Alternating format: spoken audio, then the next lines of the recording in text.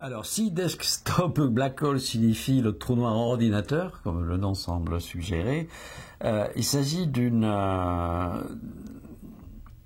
question qui est en fait liée à ce dont je viens de parler sur l'information qui est contenue dans un trou noir. Voilà.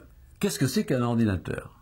C'est un objet dans lequel on entre des informations, donc il y a un input.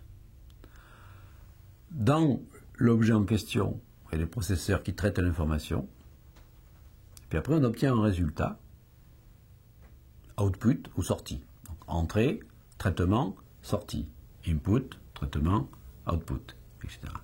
Bien. C'est le fonctionnement donc de l'ordinateur.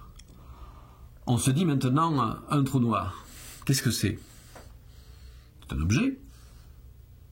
C'est de l'information qui peut rentrer. Une matière qui tombe, par exemple. On peut préparer même certains types de matière, un peu comme on préparerait un programme qu'on va rentrer dans un ordinateur. On peut préparer de la matière, donc une certaine quantité d'informations, et la faire tomber dans un trou noir. Bon. Qu'est-ce qui va se passer dans le trou noir?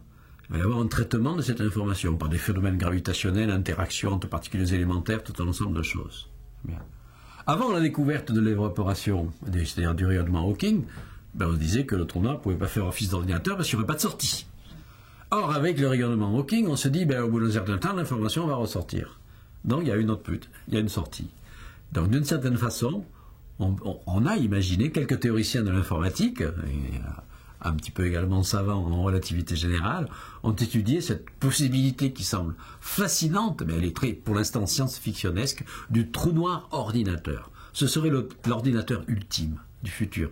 Si on arrivait effectivement à maîtriser des micro-trous noirs et en s'en servir pour processer de l'information, ce seraient des objets, ce seraient des ordinateurs qui auraient en fait des capacités de mémoire absolument gigantesques et surtout un temps de traitement de l'information absolument phénoménal. Et donc on pourrait rentrer dans l'information et avoir des réponses quasiment instantanées grâce à ces trous noirs ordinateurs.